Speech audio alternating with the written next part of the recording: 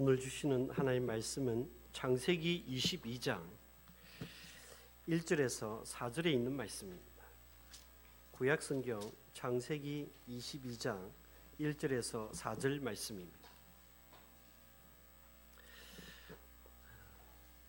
구약성경 28면 창세기 22장 1절에서 4절 말씀 제가 받들어 봉독하겠습니다.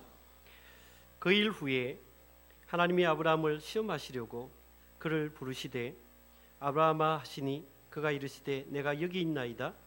여호와께서 이르시되 내 아들 내 사랑하는 독자 이삭을 데리고 모리아 땅으로 가서 내가 내게 일러준 한 산 거기서 그를 번제로 드리라.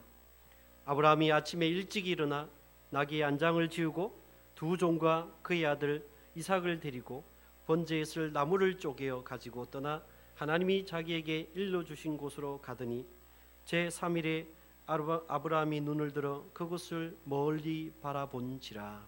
아멘. 그렇습니다. 인사하겠습니다. 주님 부활하셨습니다. 인사하겠습니다.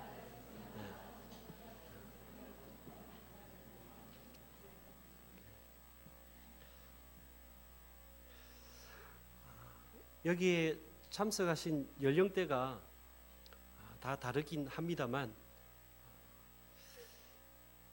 자기 삶의 꿈을 어느 정도 이루신 분들,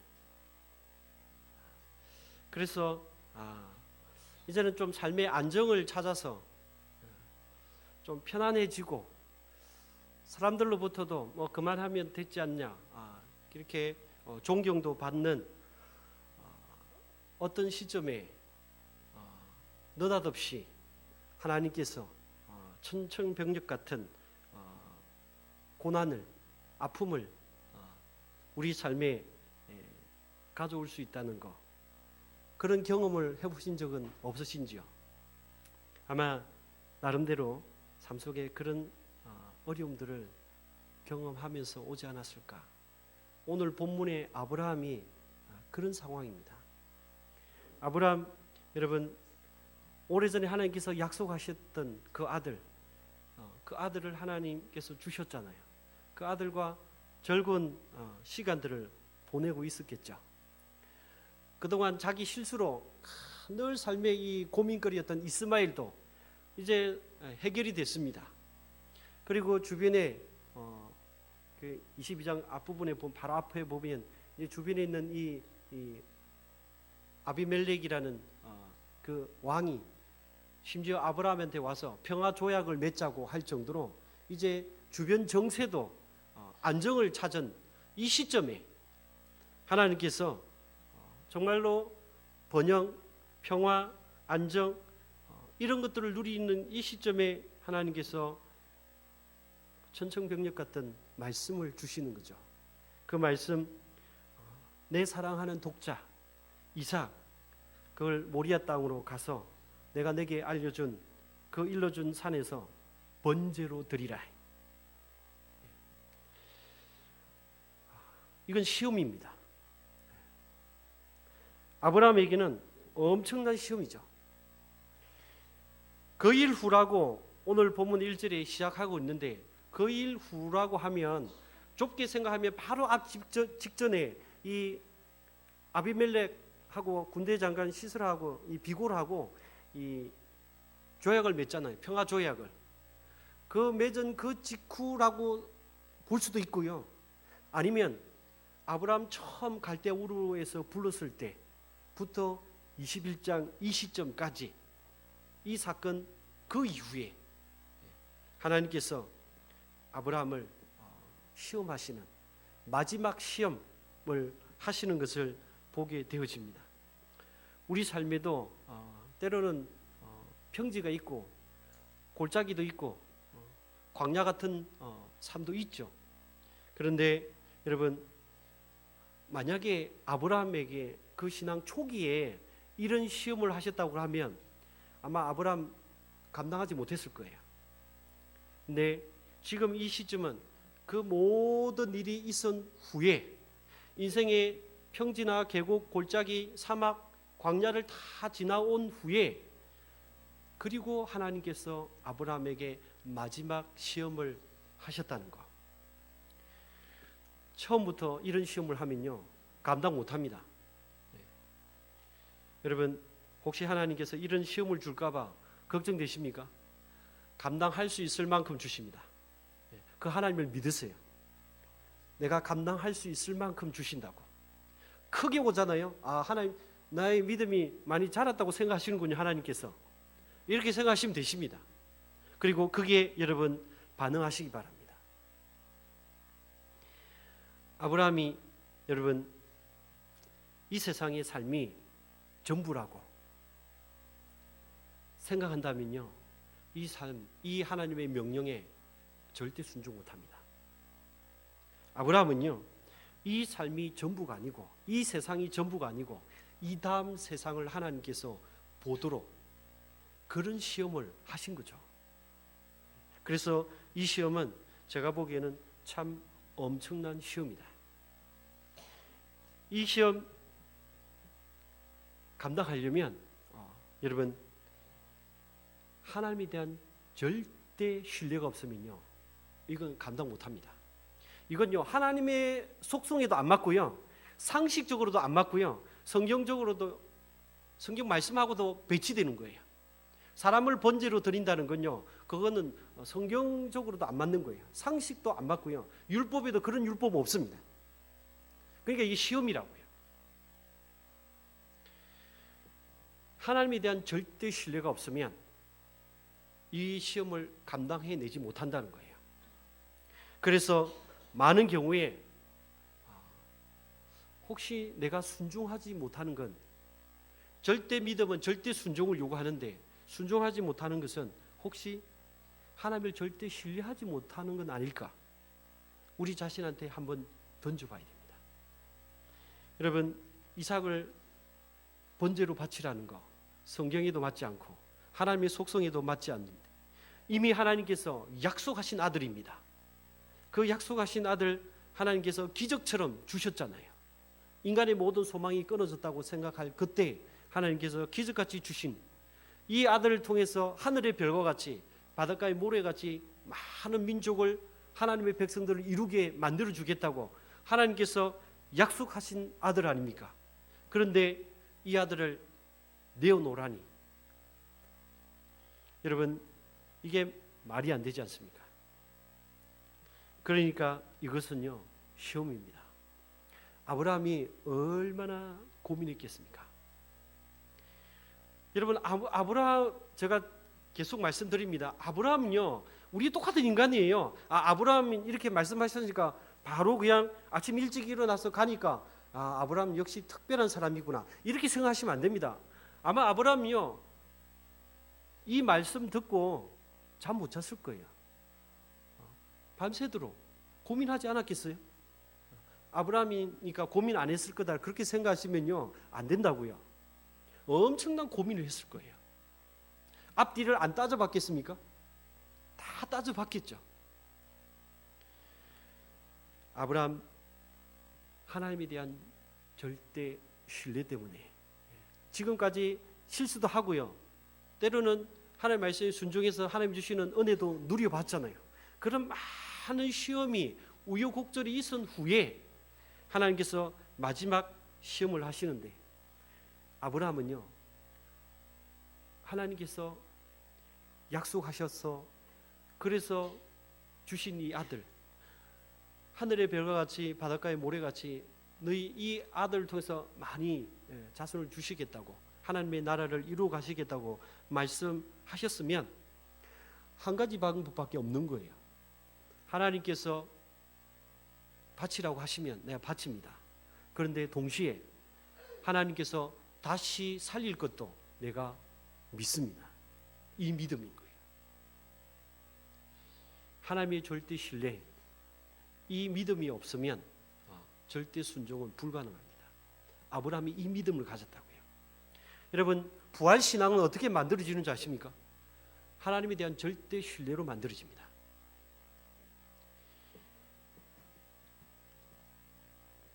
이게 저희 말이 아니고요, 성경이 그렇게 말씀하고 있습니다. 여러분, 스크린에 보시면 아브라함의 삶을 평가하는 이 성경 말씀을 보시면 히브리서 11장 믿음장 아닙니까?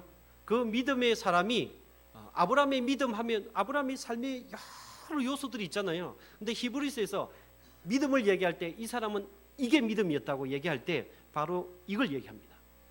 아브라함은 시험 받을 때 믿음으로 이삭을 드렸으니 그는 약속을 받은 자로 돼 그 외아들을 드렸느니라.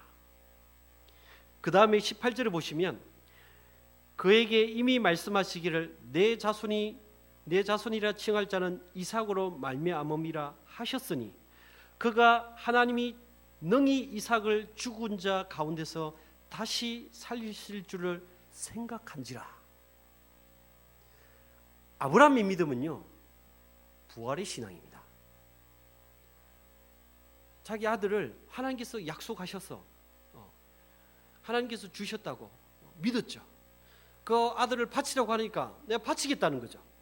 그런데 하나님께서 약속을 이루어 가시려면 그 아들을 살려내는 방법밖에 없다고 아브라함은 믿었다는 거예요. 아브라함의 믿음은 부활의 믿음이었습니다. 오늘 우리가 읽지 않았지만 창세기 22장 5절에 보면 아브라함이 종들에게 뭐라고 얘기합니까? 너희는 나귀와 함께 여기서 기다리라.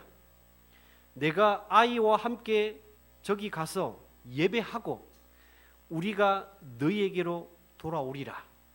이게 돌아오리라는 말은요, 아브라함이 이 마음이요, 확신입니다. 반드시 돌아올 거다. 왜? 하나님께서 죽은 자를 다시 살릴 것을 믿었기 때문에. 그래서 내가 돌아온다. 아주 강조된 단어를 쓰고 있는 것을 보게 됩니다. 반드시 돌아온다. 자기 혼자가 아니고 우리가 너희에게로 돌아오겠다. 자기 아들 이삭하고 자기하고 돌아오겠다고 분명히 말씀하고 있는 것을 보게 되어집니다. 여러분, 이 절대절명의 순간에 부활신앙이 만들어지는 것을 보게 되어집니다. 부활신앙은 하나님께 대한 절대 신뢰로 만들어진다는 것. 하나님을 믿지 못하면요, 부활 못 믿습니다. 여러분, 오늘도 매일 성경 큐티를 하셨겠지만 믿은 사람이 없어요. 아무도. 그렇게 열심히 쫓아다녔던 막달라 마리아부터 시작해서 여러분 옆에 여자들 갈릴리서부터 끊임없이 주님을 섬겼다래. 자비로 예루살렘까지 쫓아왔어요. 심지어 예수님 십자가 죽는 자리까지 왔습니다. 무덤에 장사 지내는 것까지도 다 봤어요. 그래서 아침에 일찍 일어나서 장례를 마지막 이 향품을 바르기 위해서 왔던 그 여인들조차도요, 부활을 안 믿었다니까요. 오히려 부활한 걸 더 이상하게 생각하고 의심했다. 제자들요, 마찬가지입니다. 이미 제자들은요, 도망하고 그 자리까지도 오지도 않아요. 장례식에도 참석 안 합니다. 제자들 다 도망갑니다. 그렇게 3년을 가르쳤는데도 안 믿어요. 주님이 말씀하셨잖아요. 내가 이미 살아 생전에 내가 살아나서 갈릴리에서 너희를 만날 거다 얘기하지 않았느냐. 그거 가서 제자들한테 얘기하라고.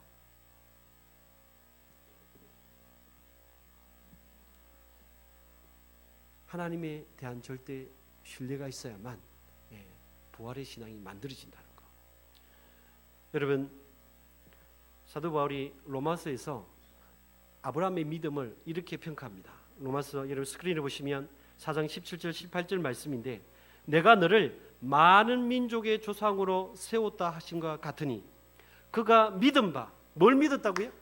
하나님이 죽은 자를 살리시며 없는 것을 있는 것처럼 부르시는 이시니라. 아브라함이 바랄 수 없는 중에 바라고 믿었다는 거예요.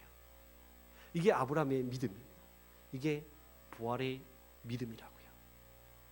그렇기 때문에 하나님의 말씀에, 여러분 오늘 3절에 보면 아브라함이 여러분 아침에 일찍 일어날 필요가 뭐가 있어요? 이게 고민되잖아요. 그렇죠? 그냥 꿈을 댈 때까지 꿈을 댔다가 갈 수도 있는데 아침 일찍 일어났어요. 그리고 하나님께서 지시한 모리아 땅을 향해서 걸어갑니다. 어떻게 이런 순종이 가능하겠는가 이거죠. 하나님께서 죽은 자를 살리시며 없는 것을 있게 하시며 무에서 유를 창조해 내시는 그 하나님을 믿었기 때문에 바랄 수 없는 중에 바라고 믿었다 이거죠. 그 믿음 때문에 이런 순종이 가능했다는 겁니다.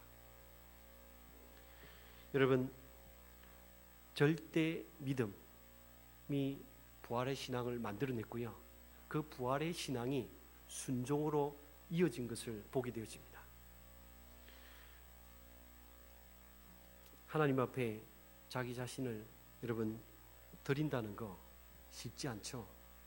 자기가 죽지 않으면 이게 불가능합니다. 이삭을 데리고 모리아산으로 가는 이 발걸음, 이 아브라함의 발걸음을 여러분 한번 생각해 보시기 바랍니다. 지금 누가 죽으러 갑니까?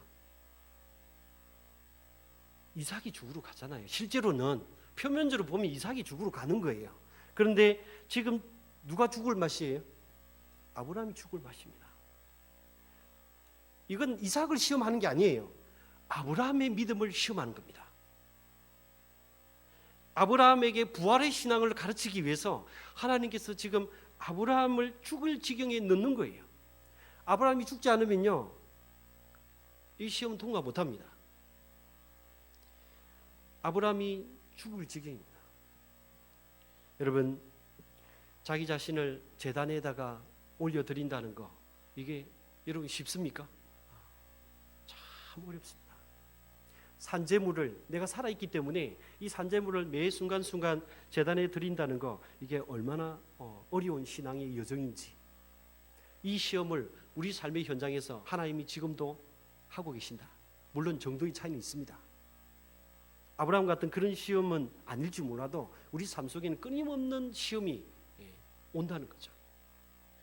여러분, 예수님께서 제자들을 말씀하실 때 늘 하시는 말씀이 뭡니까? 나를 따라오려거든 자기를 부인해야 된다는 거예요. 자기가 죽지 않으면 주님을 따르지 못한다는 거예요. 그래서 우리는 늘 질문해야 됩니다. 누가 주인인가? 자기를 부인하기가, 여러분, 자기 자존심도 있죠. 여러분, 인간의 욕심이 있잖아요. 자기 걸 내려놓는다는 게 얼마나 어려운지. 사도 바울은 부활의 신앙을 가르치면서 고린도 교회 교우들에게 뭐라고 얘기합니까? 나는 날마다 죽노라. 이 자기가 죽어지는 삶이 없으면 순종이 불가능하다. 하나님을 절대 신뢰하는 이 믿음이 없으면, 여러분, 부활 신앙은요, 제가 지금 말하는 부활 신앙은요, 우리가 죽으면 천국 가겠죠, 다시 부활하겠죠, 이거 물론 이거 포함됩니다. 그런데 그것만 얘기하는 게 아니에요. 지금 이야기하는 부활 신앙은요, 그 부활 신앙을 가지고 있으면 아브라함처럼 지금 현재 나의 삶의 현장에서 하나님에 대한 순종이 있느냐는 거예요. 내려놓음이 있느냐는 거죠. 이거 없으면요, 이 부활 신앙이 없으면 인간은 어떻게 합니까? 인간의 가장 최고의 절망이라고 하는 죽음 앞에서 어떻게 해요? 인간은 벌벌 떨게 돼 있습니다. 인간은 그렇게 돼 있어요. 하나님께서 인간에게는 영원을 사모하는 마음을 주셨습니다. 이거는요, 짐승한테는 없습니다. 인간한테만 있어요. 그래서 죽음 앞에 서면요, 이건 인간은요 절망하게 돼 있습니다. 부활의 신앙이 없으면요 절망한다니까요. 두려워서 어찌할 바를 모릅니다. 부활의 신앙이 없으면 이 땅의 삶이 다라고 하면, 여러분, 이 땅의 삶에 집착하게 돼 있어요. 내려놓을 수 없습니다. 부활의 신앙을 소유하고 있다는 것은, 여러분, 지금 현재 나의 삶의 현장에서 순종이 있느냐, 내려놓음이 있느냐, 주님의 통치를 받고 있느냐? 이 질문을 반드시 해야 됩니다. 단순히 내 죽으면 천국으로 부활하겠죠. 이걸 말씀하고 있지 않습니다. 아브라함처럼 너가 부활의 신앙을 믿느냐? 그러면 아들 내려놓아라. 아들 너가 모리아산에서 번제로 드릴 수 있느냐는 것입니다. 이것이 오늘 우리들에게 하나님께서 도전하고 있는 질문입니다. 여러분, 우리 인생에도 여러 시험들이 있지만 하나님께서 때로는 이런 엄청난 고통을 요구하는 시험을 우리 삶 속에 허락할 수 있다는 것. 어떤 말도 안 되는 이런 시험이 여러분 삶 속에 올 때 하나님은 반드시 우리를 아브라함처럼 그 신앙의 시점까지 우리를 끌고 갈 거예요. 예외 없습니다. 그 시점까지 끌고 갈 겁니다. 그 믿음의 자리에까지. 여러분, 하나님에 대한 절대 믿음으로 여러분 주님의 통치를 받으면서 여러분 삶 속에 주님이 주시는 안식, 그 안식이라는 것은 영생도 포함되고요, 자유함도 포함되고요, 평화도 포함됩니다. 그런 안식을 여러분 누리시는 은혜가 있기를 주님의 이름으로 축원합니다. 기도하겠습니다. 이제는 부활이요 생명이신 우리 주 예수 그리스도의 은혜와 하나님의 크신 사랑하심과 성령의 감화 감동 충만하심의 은총이 죽은 자를 살리시며 없는 것을 있게 부르시는 그 하나님을 의지하며 때로는 바랄 수 없는 중에 바라고 때로는 이해할 수 없지만 하나님을 온전히 신뢰함으로 한 주간도 자기 자신을 부인하며 주님 앞에 순종하기로 결단하는 주의 백성들 머리 위에 이제로부터 영원까지 함께 있을지어다.